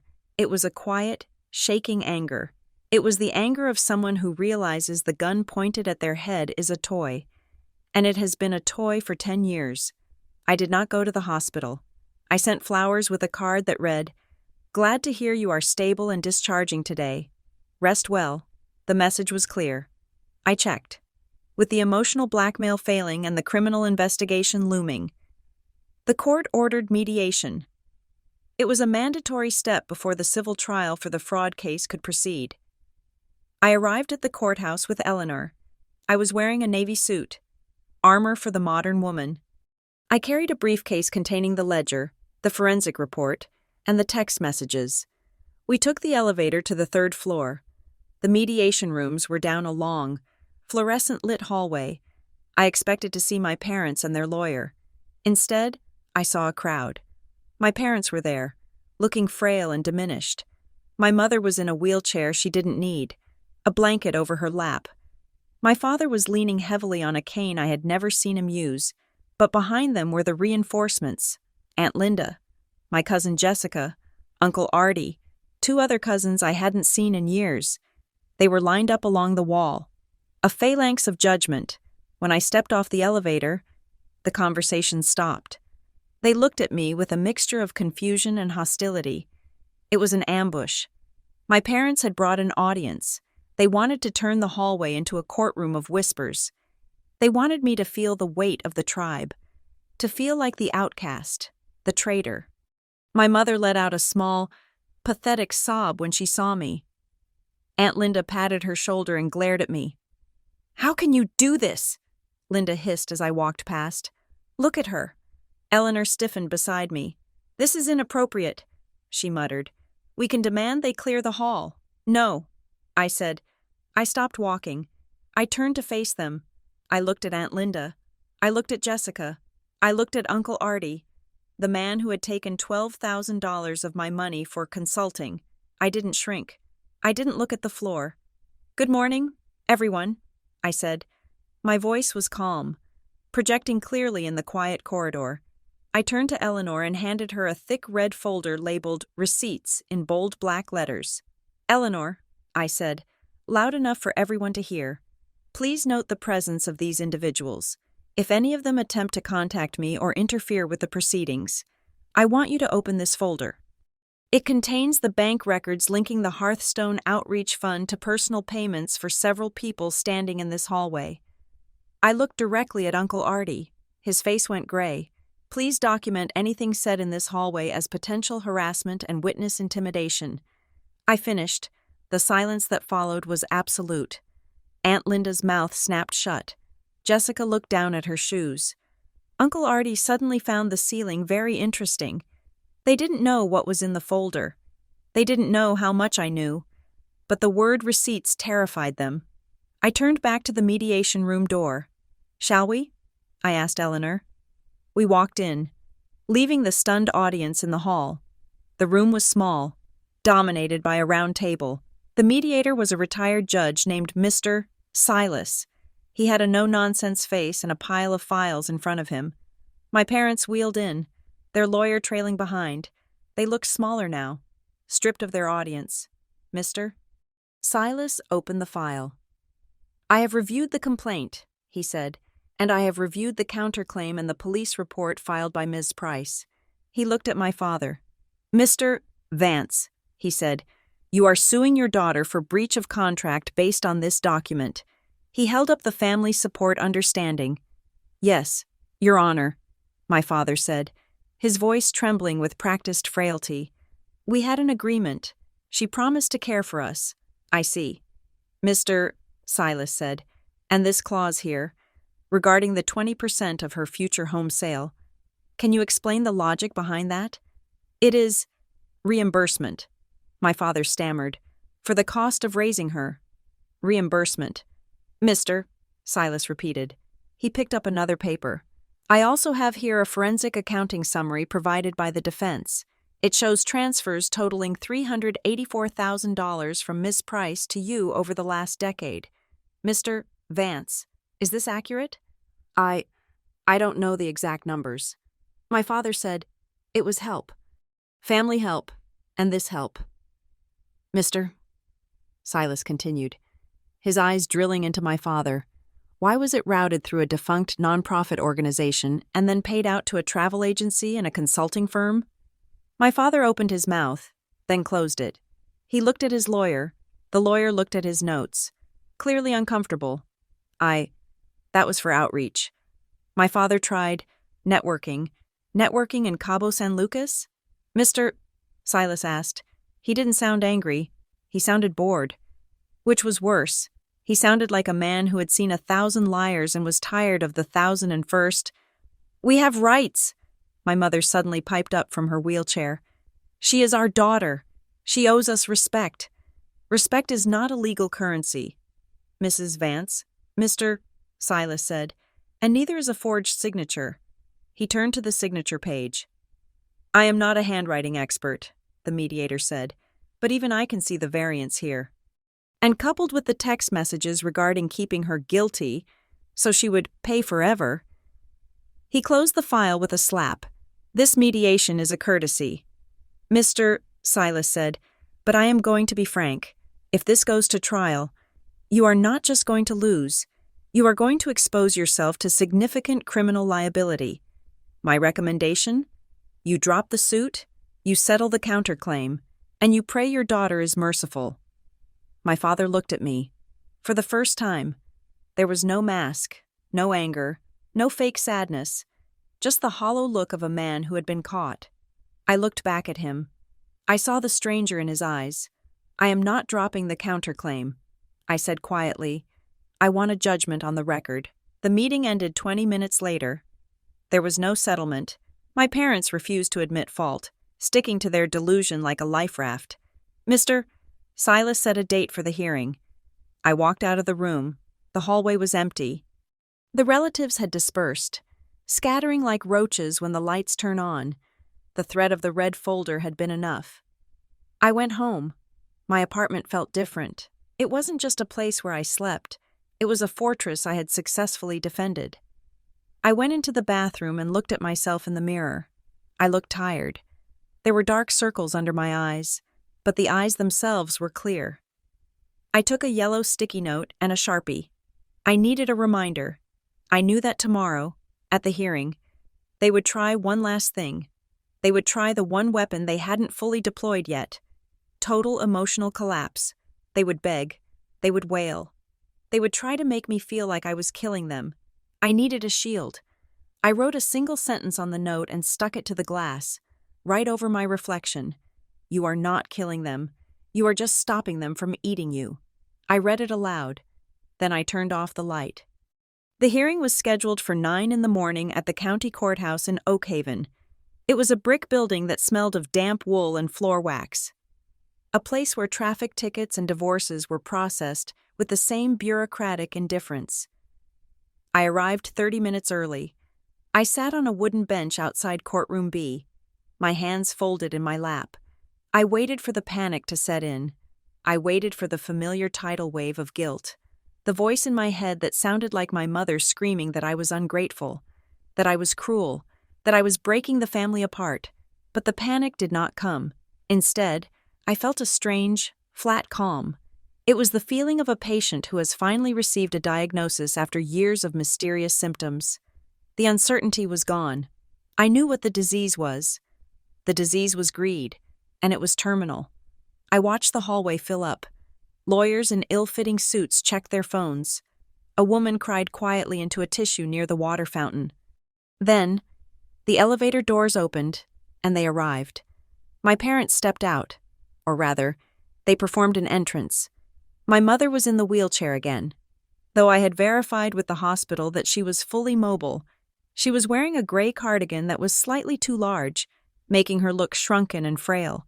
Her hands trembled visibly as she adjusted the blanket on her lap. My father walked beside her, leaning heavily on a cane. He wore a brown suit that looked 20 years old, slightly frayed at the cuffs. His face was unshaven, his hair tousled in a way that suggested sleepless nights and deep despair. They were dressed as victims. They were dressed as the poor, abandoned parents of a heartless corporate daughter. But as they got closer, the details betrayed them. I saw the watch on my father's wrist. It was partially hidden by the fraying shirt cuff, but I caught the glint of gold and the distinctive bezel of the Tag Heuer. It was a watch that cost more than my first car. I looked at my mother's hair. It was messy, yes, but the color was fresh, a rich, multi-tonal chestnut that didn't come from a box in a drugstore. That was a salon job, a $200 color treatment disguised as neglect. They were not poor. They were costumed. They saw me sitting on the bench. My mother's face crumpled instantly. She reached a hand out toward me, her fingers shaking. "Lucy," she mouthed. It was a silent, tragic plea, designed for the audience of strangers in the hallway. I did not stand up. I did not go to her. I nodded, once, a sharp, acknowledging dip of my chin, and turned my eyes back to the courtroom door. The bailiff opened the doors. "Vance versus Price," he called out. We filed in. The courtroom was small. There was no jury, just the judge's bench, 2 tables for counsel, and a few rows of gallery seating. The relatives who had ambushed me at the mediation, Aunt Linda, Jessica, Uncle Artie, shuffled into the back row. They were quieter today. The thread of the red folder had silenced their whispers, but their presence hung in the air like humidity. The judge entered, Judge Holloway.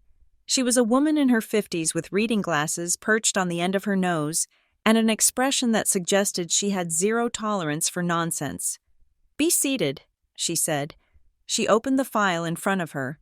She took a long time reading, the silence in the room stretching until it was thin and brittle. "We are here on a small claims action filed by the plaintiffs, Michael and Sarah Vance, alleging breach of contract," Judge Holloway said, looking over her glasses, "and a counterclaim filed by the defendant, Lucy Price, alleging fraud, forgery, and identity theft." She looked at the plaintiff's table. "Mr. Vance," she said, "you are representing yourself today?" My father stood up. He leaned heavily on the cane, gripping it with white knuckles. "Yes, Your Honor," he said. His voice was raspy, weak. "We couldn't afford a lawyer for this. We have spent everything we have. Surviving. It was a lie. They had a lawyer at the mediation.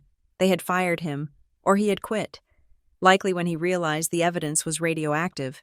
Now, my father was playing the underdog." "Very well," Judge Holloway said. "State your case." My father took a breath. He looked at the judge, then he looked at me. He managed to summon a tear that tracked slowly down his cheek. "Your Honor," he began, "we are simple people. We worked hard our whole lives.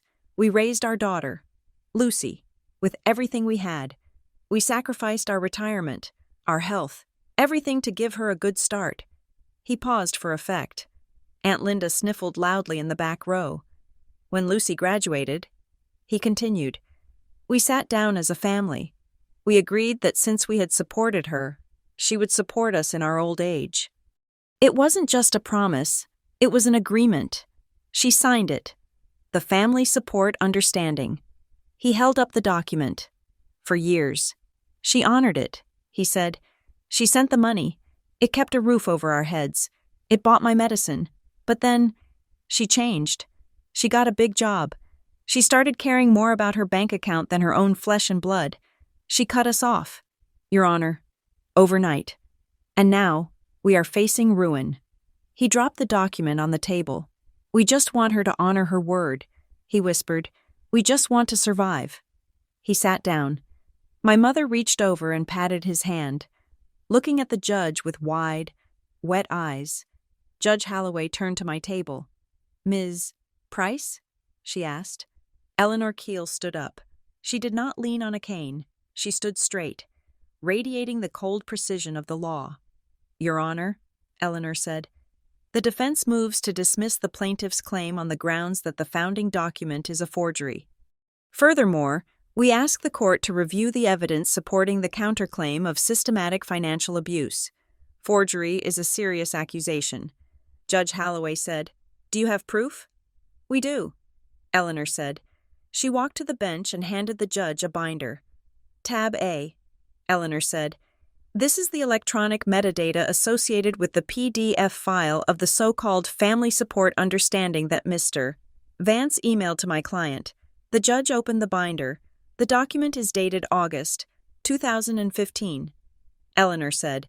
"However, the creation date of the file is October 4th, 2025, 3 weeks ago." My father shifted in his seat.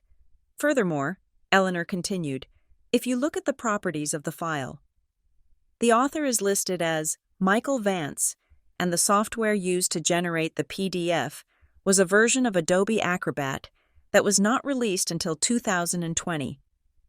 The courtroom was silent.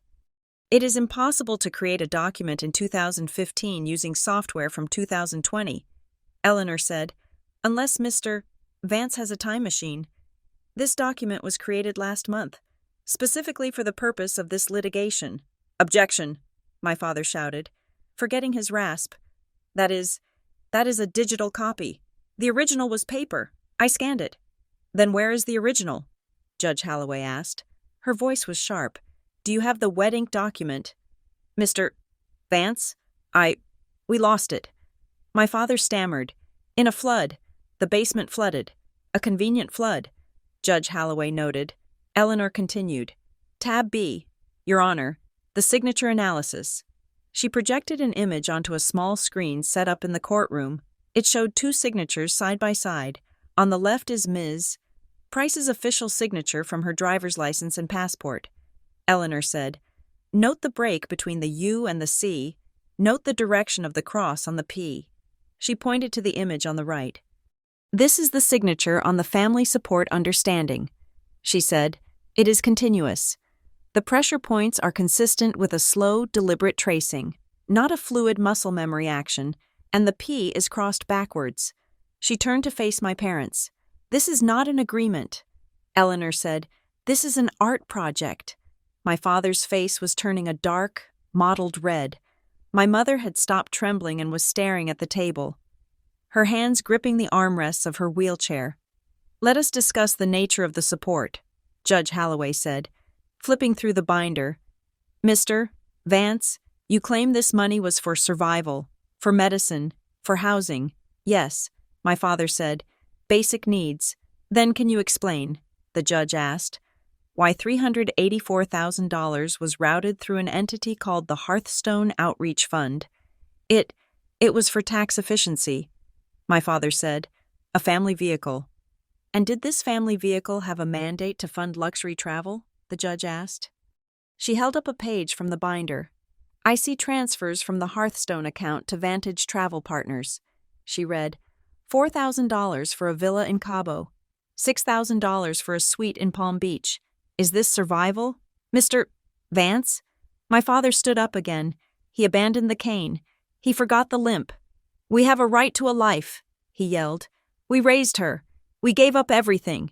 Does she expect us to live in a shack while she buys condos? We taught her values. We taught her to share. Values don't have account numbers. Mr. Vance, Judge Holloway cut in. Her voice was like a whip crack. And they certainly don't have offshore routing codes. She owes us, my father screamed. He pointed a shaking finger at me. You ungrateful brat. You sit there with your high-priced lawyer and you judge us? We are your parents. Sit down, the bailiff warned, stepping forward. We did it for the family, my mother cried out. We just wanted to be safe. Eleanor waited for the noise to subside. Then she played the card we had been holding. Your Honor, Eleanor said softly, the plaintiffs claim their intent was familial love. They claim they viewed Ms. Price as a beloved daughter they were forced to rely on. She pulled a small flash drive from her pocket. We would like to enter into evidence a voicemail recovered from Miss Price's phone, dated October 2nd, along with a series of text messages recovered from a backup of Mr. Vance's cloud account. My father went pale. He knew about the texts from the discovery phase, but he didn't know about the voicemail. Play it, Judge Holloway said. Eleanor connected the drive to the court's audio system. The static hissed through the speakers. Then, the sound of clinking silverware. The ambient noise of a restaurant. Another round of calamari. My father's voice boomed through the courtroom. I watched the faces in the gallery. Aunt Linda's eyes went wide. Uncle Artie looked at his shoes. The first of the month. The audio father bellowed. Then came the laughter. It was loud, raucous, ugly. She is still paying like clockwork, my father's voice said. She always needs to feel needed. My mother's voice laughed, turning her sacrifices into a punchline. Feed the dog, my father said. The silence in the courtroom after the clip ended was heavier than lead. It was a suffocating, physical weight. My parents were not looking at me. They were not looking at the judge. They were staring at the speaker on the wall, as if it were a ghost. They had stripped themselves naked. Eleanor didn't stop. She projected the text messages on the screen. "She'll pay forever if we keep her feeling guilty. Tell her I'm worried about Christmas. Guilt is the best currency." A gasp came from the back row. I think it was Jessica. Judge Holloway looked at the screen. She looked at it for a long time. Then she took off her glasses and set them on the bench. She looked at my parents. Her expression was not angry. It was disgusted. "In my 20 years on the bench," Judge Holloway said quietly, "I have seen families fight over estates. I have seen custody battles. I have seen theft. But I have rarely seen people view their own child as a livestock animal to be harvested." She looked at my father. "You didn't just steal her money," she said. "You stole her trust. You stole her history." My father slumped into his chair. He looked small. The costume had fallen apart. He wasn't the wounded patriarch. He was just a con man who had been caught on tape. "I am dismissing the plaintiff's claim with prejudice." Judge Holloway ruled, "The document is a patent forgery." She turned to a fresh page. "Regarding the counterclaim," she said, "I am ordering a full forensic audit of the Hearthstone Outreach Fund. I am referring the evidence of forgery, identity theft, and wire fraud to the district attorney's office for potential criminal prosecution." My mother let out a wail. "No, you can't. We are old." "You are not too old to commit fraud, Mrs. Vance," the judge said, "and you are certainly not too old to face the consequences." She slammed the gavel. "Court is adjourned." It wasn't a cheer. There was no applause. It wasn't the ending of a movie where the hero is hoisted on shoulders. It was just quiet. The bailiff moved toward my parents to explain the procedure for the records transfer. Eleanor began packing up her briefcase. I sat there for a moment. I looked at my hands. They were steady. I had won. I had saved my future. I had kept my money. But as I looked across the aisle, I realized what I had lost. I watched my parents arguing with the bailiff. My father was gesturing wildly, blaming the lawyer, blaming the judge. My mother was crying, but her eyes were darting around the room, looking for someone to manipulate, someone to save her. They were strangers. They weren't the people who raised me. Those people, the ones I thought I knew, the ones I thought loved me, had never really existed. They were characters played by these two grifters. I stood up. "Are you okay?" Eleanor asked. "I am free," I said. I walked toward the exit. I had to pass the gallery. The relatives were standing up. Aunt Linda looked at me. Her face was pale, her eyes red. She opened her mouth to speak, maybe to apologize, maybe to make an excuse. But I walked past her without slowing down. I didn't need their apologies. Their silence was enough. I pushed open the double doors and stepped out into the hallway. The air was cooler here. I walked toward the elevators. "Lucy!" I heard the footsteps behind me. Rapid, desperate clicking of heels. I stopped and turned. It was my mother. She had miraculously risen from her wheelchair. She was running toward me, her gray cardigan flapping open. She stopped 5 feet away. Her face was streaked with mascara. "Lucy, wait," she panted. "Please, we need to talk." She reached for my hands. I put my hands in my pockets. "This is a misunderstanding," she pleaded. Her voice dropped to that intimate, conspiratorial whisper she used to use when we were gossiping about Dad. "The judge. She doesn't understand families. She is cold. But we are family. Lucy, we can fix this." She looked over her shoulder at the courtroom doors, then back at me. Just tell the lawyers to stop," she begged. "We can work it out privately. We can talk.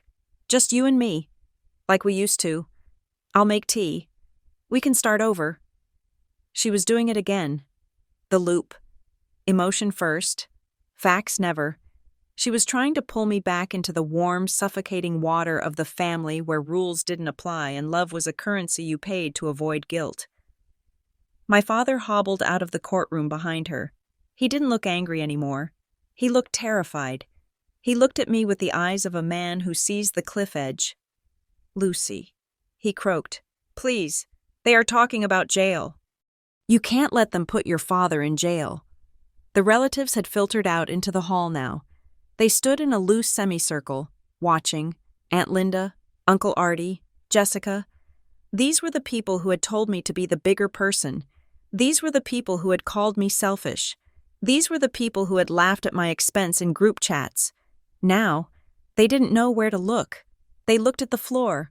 They looked at the ceiling. They were ashamed, not just of my parents, but of their own complicity. I looked at my mother. I looked at the tears that I now knew she could summon on command. I thought about the sticky note on my mirror. "You are not killing them.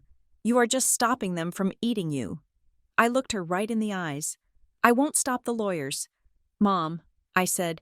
My voice was low, but it carried in the echoey hall. "But Lucy," she sobbed, reaching for me again. "Why?" "We love you." I stepped back, out of her reach. "Because," I said, looking from her to my father, and then to the silent crowd of relatives. "The bank is closed." I turned around and walked to the elevator. I pressed the button. The doors opened immediately, as if the universe was tired of waiting. I stepped inside. As the doors slid shut, I saw my mother collapse into Aunt Linda's arms, wailing not for her daughter, but for her lost lifestyle. The doors closed, the metal barrier sealed with a definitive thud. I took a deep breath. I was alone in the elevator. I pressed the button for the lobby. I watched the numbers count down. 3, 2, 1. The doors opened to the street level. Sunlight was streaming in through the glass front doors. It was bright. It was real. I walked out into the city. I had lost my parents. I had lost the illusion of a happy family. I had lost the comfort of being the good daughter. But as I stepped onto the sidewalk and felt the cold, clean air on my face, I realized I had gained something much more valuable. I had my life back, and for the first time in 10 years, every dollar in my pocket and every minute of my day belonged to me. Thank you so much for listening to this story. I know stories like this can be heavy, but they are also about the incredible strength it takes to break cycles and choose yourself. I would love to hear from you. Where are you listening from?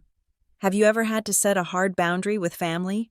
Please let me know your thoughts in the comments in English, and if you enjoyed this story, please make sure to subscribe to Revenge Stories for more tales of justice, resilience, and turning the tables. Take care of yourselves. And remember, sometimes the bravest thing you can do is walk away.